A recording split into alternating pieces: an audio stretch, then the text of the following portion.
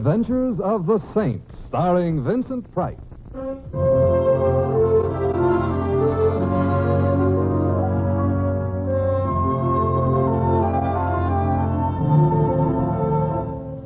The Saint, based on characters created by Leslie Charteris and known to millions from books, magazines, and motion pictures. The Robin Hood of modern crime now comes transcribed to radio, starring Hollywood's brilliant and talented actor Vincent Price as the Saint. Coming. Mr. Templar. Yes? Let me in quickly. All right. My name is Claire Gordon. Well, I can recommend that chair. I don't have time, Mr. Templar. I want to confess. Confess what? Murder. Huh. Well, maybe I'd better take the chair. You're quite serious? Well, of course I am. When anyone confessed to murder merely as a joke. It might depend on their sense of humor. However, whom did you murder? My husband. I see. You don't believe me. I have no reason to believe or disbelieve. But I did kill him. All right. You ought to do something about it. Mrs. Gordon, I can think of many reasons why a woman might want to kill her husband. In some instances, she actually does. But I can think of no reason why she should come to me and tell me about Well, it. I had to confess to somebody. You could have chosen the police. Oh, they're so vulgar. Murder is not a monopoly of the upper classes, nor is it in itself an especially refined activity. You don't understand. Before I married Jim, I was Claire Wheelock. Of the something or other Wheelocks, no doubt. Still, I absolutely refused to go to some poky, dirty little police station. Some of them are quite large, and I understand clean from time to time. Tell some grubby little man all about my personal affairs. Murder, according to the statutes, is a public affair.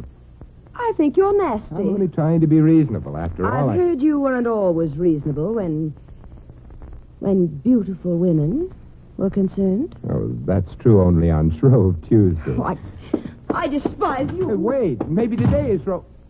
Oh, no, it's Sunday. Hey, she could be coming back to make an appointment for Shrove Tuesday. No. You're Simon Templar? I'm afraid I am. You seem to object? Why was my wife here? Your what? Wife. And don't try telling me you didn't know she was married, you low individual. I think you'd better tell me about myself inside, huh? Now then, you are... James Gordon. And my wife was just here. How do you know? I saw her leave. Are you going to try denying it? Well, not if you saw her just leave. Oh, that's good. Now, if you don't mind, I'll take my coat off. You're warm? I'm about to beat your brains out, you know. Watch your language. And why do you think your wife was here? Pretty obvious, isn't it? I don't know. After all, I never met your wife before. Furthermore, Mr. Gordon, you're dead. Are you being whimsical? I'm only trying not to make a liar out of your wife. She told you she was a widow. More or less. Actually, she came here to confess. Are you trying to pull my leg? I've always thought that a highly overrated indoor sport, except, of course, in the right company. She came here to confess to what? To murdering you. What? Apparently, her confession was premature. If, that is, you really are James Gordon. Well, thanks for the premature. And, of course, I'm James Gordon. Who else would I be? Shall I guess? No. No, you can take a look at my wallet. Oh, thank you. Driver's license. Blue Shield medical plan card, dated. Oddly enough, only a week ago. Well, what's odd about that? Apparently you don't expect to die. You are James Gordon. Well, thank you. Now, would you like to tell me why my wife was here? She came to confess to your murder. You know, Mr. Templar, I think I'm beginning to believe you. Fine. Keep working at it. Claire is eccentric. If you say she told you she'd murder me, well, she must have told you. She did. But why? I'm not dead. Therefore, she didn't murder you. Then why did she make such an idiotic confession? Wishful thinking, perhaps. No, just a Or minute. perhaps it was only anticipation. Oh, excuse me. Hello? Mr. Templar. Louis. A half an hour ago you called for a cab. A half an hour ago I arrived. A half an hour ago I was still warm. I am now understudying an icicle. Oh, Louis, I'm sorry. Come upstairs and thaw out. I've had company. A blunt? To start with, What are you up to now? her husband. I'll come up. I'll bring a large wrench, too. That won't be necessary, Louis. Bye. Mr. Templar, what you said just before, you mean perhaps she intends to murder me. But why should she want to? She came to confess, not to confide in me. I'd better run along, get hold of Claire, and Well, I'm sorry I bothered you, Mr. Templar. Oh, it's all right. Thanks for your patience. Forget it. Goodbye. Bye. Well, so much.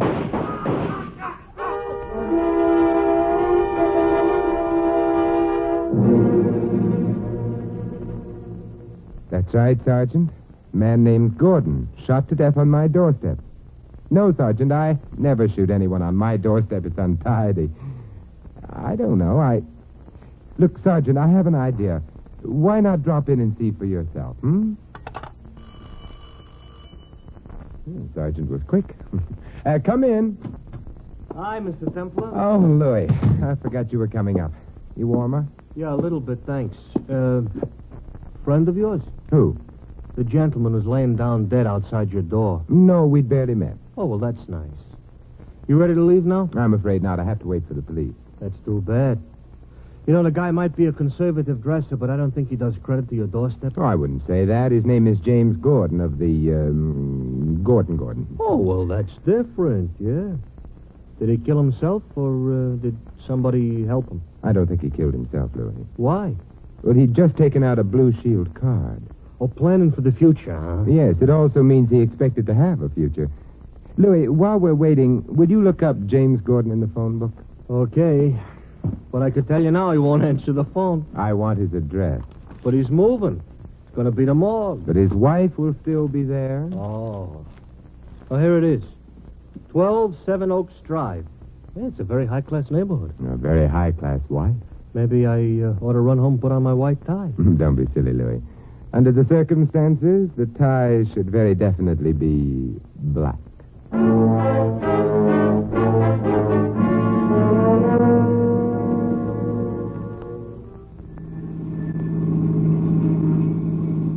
You know, those cops were very nice. So they were. In spite of what you asked them. What do you mean? You asked them if somebody confessed to murdering James Gordon. So I did. Yes, so don't you think it's a little early for a confession? Louis, you don't understand. You see, in this particular case, the confession was made before the murder. Oh, well, that explains it. That explains nothing. Louis, Mrs. What? Gordon visited me just before Mr. Gordon did. Uh-huh. No. No? No. What she did do was confess to murdering her husband. Yeah, but he was still alive. That's right. Maybe she's got clairvoyance or something. Oh, 12 Seven Oaks Drive, Mr. Templar. Good. Yeah. Should I wait? You'd better come with me. Okay. Except but why? Well, I have a feeling I'll need a witness. Oh, so you really don't know Mrs. Gordon very well. Well, if her confession was true, I don't want to know her at all. But it couldn't have been, huh? Except maybe it was, huh? Yeah, that's one way of putting it. Sure. And that's a way nobody understands, too, me included. Good evening, gentlemen. Boy, is he half wrong. Good evening. We should like to see Mrs. Gordon. Come in, please. Whom shall I say is calling? Who? I beg your pardon. Who shall I say is calling? Better grammar. Listen, Bud, for what I dragged down here, whom is good enough. Oh? Oh, the Gordons don't pay well? If you are referring to recent history, the Gordons don't pay, period. Oh, they're having financial difficulties, huh? No, they ain't having no difficulties on account they ain't got no finances. Explains the hospital plan, and you'd better slip your English accent on and announce it. I'm Simon Templar. This is Louis. Yeah, hi. Very good. Since when is Brooklyn growing buttless? Louis, the Gordons have been in trouble. Mr. Gordon ain't. Not anymore. About Mrs. Gordon. Mrs. Gordon will see you. This way. Oh, thank you. Not only will she see you, but you'll see her. Looking at it objective, you're getting the break. She is quite a dish.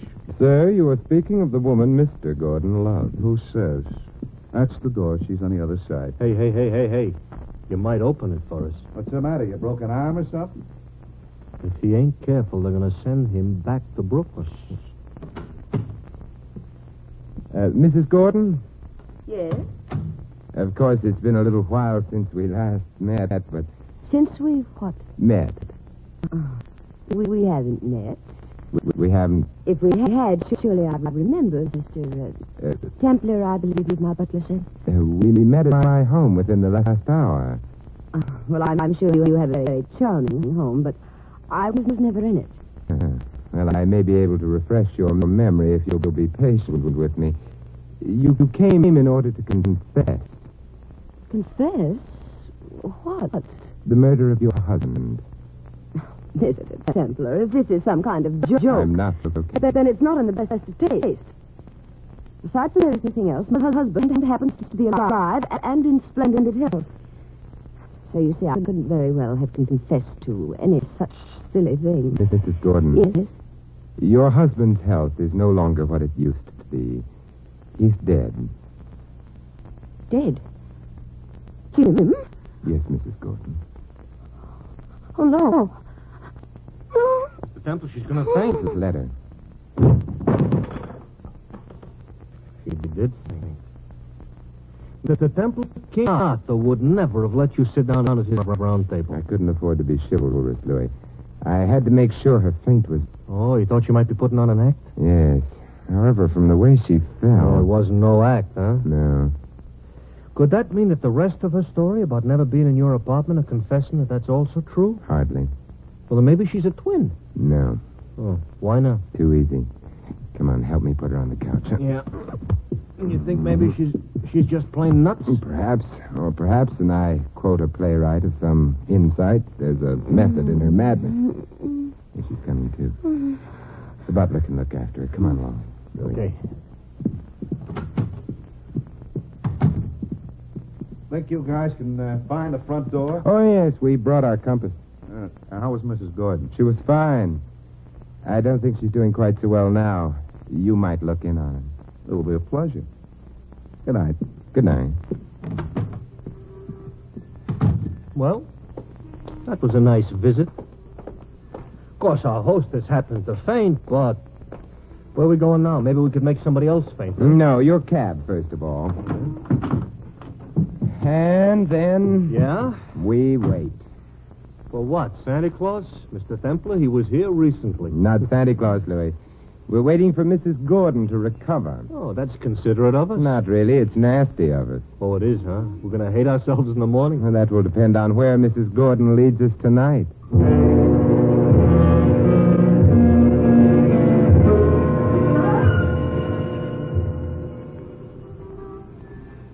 Well, she ain't in no hurry. We've been waiting 10 minutes already. Now, give her time, Louis. She had to recover from a faint, make a phone call, dress for the street. Yeah, maybe, but I get nervous. You probably need a tonic. Had a call. That reminds me. I had a call up in the Bronx once. Oh. Sorry. A redhead comes out of the house 15 minutes after I start honking the horn.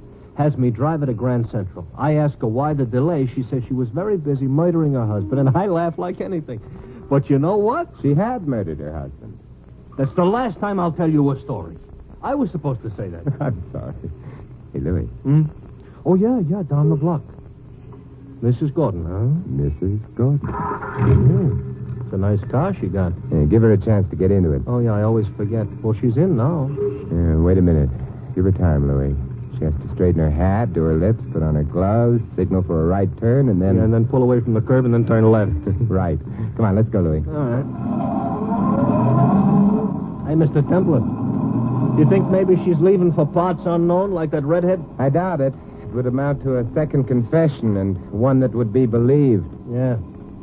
For a woman who just fainted, she's driving plenty fast. True. You see, Louis, no one dawdles in the shadow of the gallows.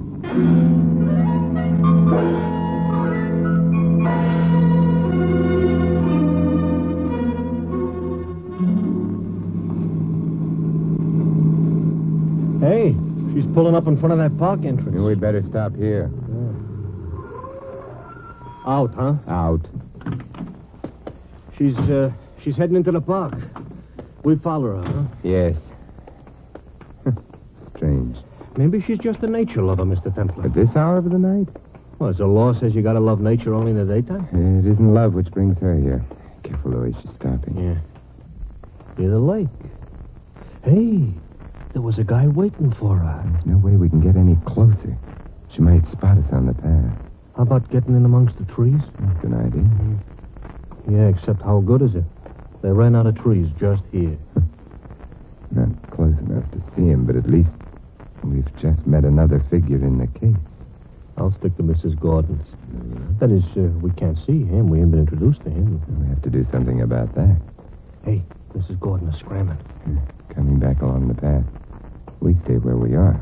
Look, she's almost running. Yes, probably on very good advice. Huh? She has to be on time for her appointment with the police. They might not approve of her having gone for a midnight stroll in the park on the night her husband died. Yeah, she's gone. Yeah, but the guy is still there. Mm-hmm. We're interested in him now? Mm-hmm. Very much interested. He'll have to come back this way. We can cut him off. Got to find out who he is. Louis. Got a handkerchief? Why, you want I should blow my nose? No. Do as I'm doing. Oh, make like a masked bandit or something. That's the general idea. Hurry, Louis. Yeah. Okay. I do am now a masked bandit, but I ain't happy. I don't have a gun, but perhaps it'll work anyway. Want the gun you don't have? Yes, I'll double up my right hand in my coat pocket. Here he comes. Okay, stop right there, bud. What? Get behind him, Lefty. I ain't left-handed. Oh, yeah. I'm behind him, Miggsy. What is this? Stick up. What do you think it is? You can't do this. Sure we can. Or maybe you like to argue so much you would prefer being ventilated? Being what? Shot. Look, you don't have to shoot me. More of your lip and I'll enjoy it. Shut up. Hand over your poker. Hand over my what? Boy, are you ignorant. The money bag, mister, the wallet. Oh, here. Thanks. Now, keep walking the way you were, see? And don't try looking around. I ain't got no objections at all to shooting a guy in the back. I won't look around. I won't. Well, he's gone. So he is. Now, we ought to scram through, Mr. Templar. If he yells for cops... I don't think he will. He might have to explain what he was doing in the park at this time of night. He'd have an easier job than we would. Let's see. His name is Timothy Kerrigan. Papers in his wallet. Member of the Bar Association. A lawyer, Louis. Oh, fine. He'll probably sue us for nothing. A lawyer. Most probably the lawyer for the Gordons. Well, that would explain why Mrs. Gordon yelled for him, but why would they have to meet in the bar? I don't know, Louis, except that anywhere else they might have been seen together and overheard. And that would be bad? It might be murder.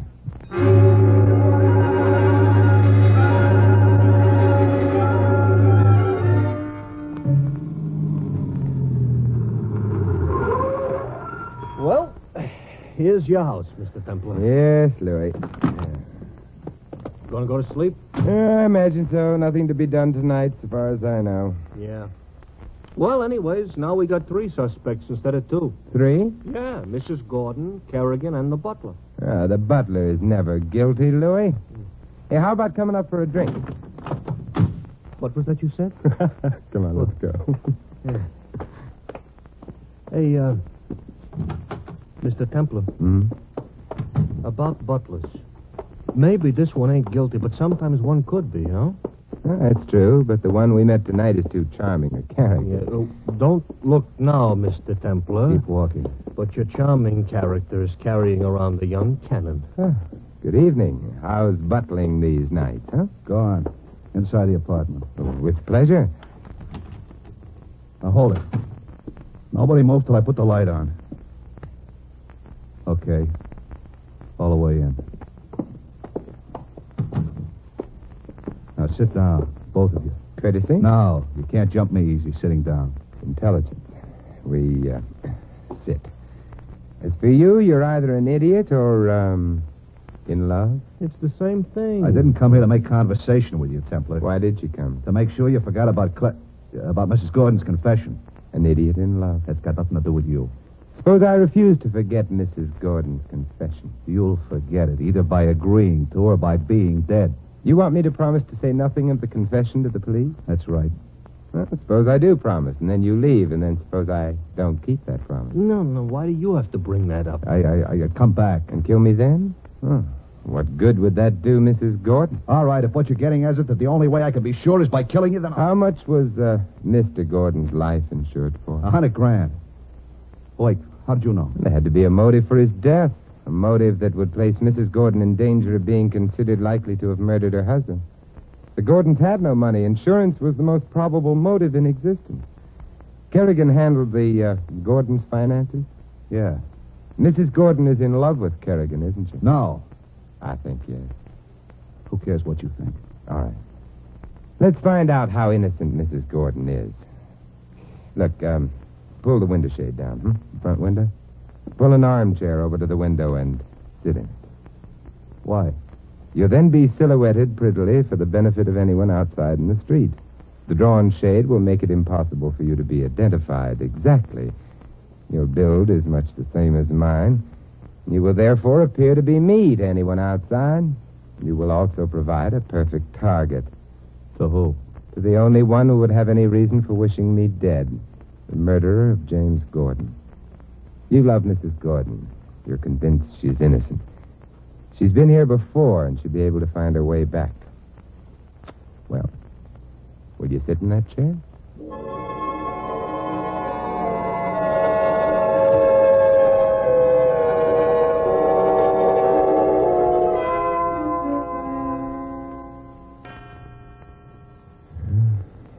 2 in the morning. And by this time, the police would long have reached Mrs. Gordon. They're probably finished with their preliminary questioning. She could plead sleepiness. They'll have left the Gordon home, allowing 15 minutes to get here. She should be arriving at almost any moment. Shut up. Well, naturally, you're not worried. Perfect target, though you make. Yeah, and besides, Mr. Templar, even if she does shoot him, he'll be killed by the woman he loves. What more could a guy want? I told you to... Yes, you were saying? That car. Yes, I heard it. It doesn't have to be her. But I'm sure it is. High heels. Well, Mr. Butler? I'm getting out of here. He dives very nice. And in time. I wonder, with no ready-made target for her, what will Mrs. Gordon do? You better get in the next room, huh? Yeah. Okay. Oh, Louis, will you open the door? Oh, I don't mind if you do. I wouldn't like to get shot on your doorstep. It's no way to appreciate your hospitality. I'll get it. Hello, Mrs. Gordon. Oh, you're not alone. No, that's Louis, remember? But better remember inside, All right. Send him away. Oh, I promised him a drink. He hasn't had it yet. I can't send him away. But what I have to tell you is confidential. Louis is in my confidence. Well, all right. It might turn out more convenient if you're difficult. About what? Forgetting that I was ever here before. Forgetting I came to you with a confession of murder. Sorry, but I have a remarkably retentive memory. For example, I remember a girl I used to go to school You'd with. better forget her for the moment. Oh, I couldn't. I loved her very deeply. How would you feel about $25,000? Oh, I love them very deeply, too. They're being offered to me for a promise to forget. Yes. And if I don't keep it? You'll sign a paper admitting your promise and acceptance of the money. That would make you an accessory. You wouldn't dare change your mind. Hey, she's smarter than Be me. still doing. Mrs. Gordon, you're young, you're beautiful, and $25,000 is very attractive. Nevertheless, I shall refuse all of you. Even if... Yes, I wondered how long it would be before you produced that. And the revolver you killed your husband with? I didn't. You could convince me in a lot better way. Can I convince you? Oh, yes, your confession helps. It does. Of course. Your husband's death makes you richer by $100,000, doesn't it? Yes. Otherwise, you had nothing. Well, our investments, they were unfortunate. Mr. Kerrigan handled them? Yes, he's our lawyer. So your husband handed over his money to Kerrigan. Did he also know he was handing over his wife as well? What did you say? I meant his life, of course, a natural slip of the tongue, you know. You still haven't told me how my confession was going to help me. I didn't say it would help you. I said it would help convince me you hadn't killed your husband. Well, that's the same thing. Not quite. Mr. Templar, that was the back door. Yeah, I know. I was saying, oh, yes. The fact that you didn't kill your husband is actually of minor importance in view of... Now would be a good time to borrow your gun. Louis, will you keep Mrs. Gordon company while I see what the boys in the back room are doing? Yeah, all right, Mr. Templar. Yeah.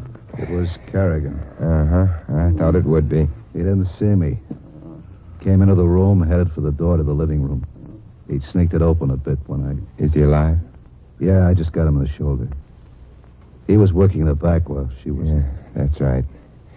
Hey, Louis, What, Mr. Templar? will you phone the police? They've one wounded murderer to collect, one beautiful accessory before and after the fact. Oh, no. But of the highest class. Her butler will help her wait.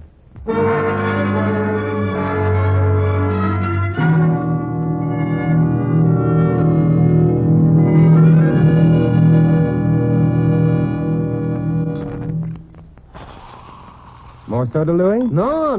What are you trying to do, drown me? Here you are, Louis. Oh, thanks a lot. Oh. Hey, Mr. Templar, look. I know Kerrigan shot Mr. Gordon on account of he and Mrs. Gordon were like that. This is a new phrase. It'll catch on, Louis, believe Yeah, me. also because they needed the insurance, though, to live happy ever after on, being the high-class types. But why did Mrs. Gordon confess to you before her husband got killed? Oh, it was an attempt to establish an alibi for herself, Louis. She expected that I'd immediately phone the police or else take her back to her home to view the corpse. In the meanwhile, Kerrigan would murder Gordon. And that would have left Mrs. Gordon in the clear. Yeah, but you didn't do either of those things. Why? I didn't believe her. Oh. She had really killed her husband and was willing to take whatever consequences there might be. Why come to me? Uh-huh. So that loused up her alibi. Especially because her husband, instead of staying home and getting shot, had become suspicious of her and he trailed her here. Huh? And was in turn trailed by Kerrigan, who saw a natty opportunity for double-crossing Mrs. Gordon and keeping the money for himself. He handled the Gordons' affairs and had the power of attorney. Yeah, but look, Mrs. Gordon's faint when you told her about her husband's death, that was real. You pointed that out yourself. Of course it was, Louis. But she didn't faint at the news of her husband's death as such. The reason she fainted was because she realized that she'd confessed to me and that her husband had been shot at a time for which she had no alibi. Uh-huh. Well, now I'm almost smart. Now I can enjoy my drink. Oh, that's good. Yeah. Hey, that lovesick butler tells me he's going back to Brooklyn on account of life in the upper classes is too low for his taste. Poor fellow. He loved not wisely, but too well. On the other hand, what's wrong with Brooklyn?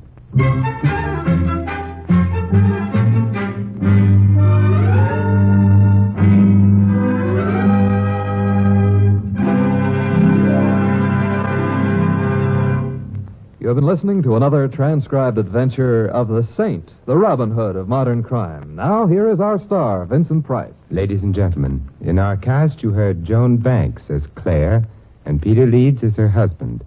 Hy Averback was the butler and Jim Nusser, Kerrigan.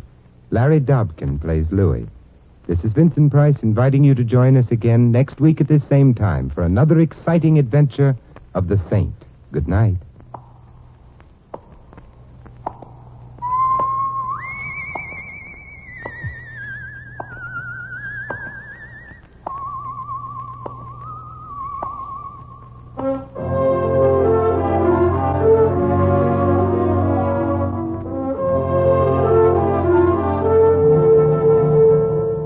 This adventure of the Saint was written by Louis Vittes.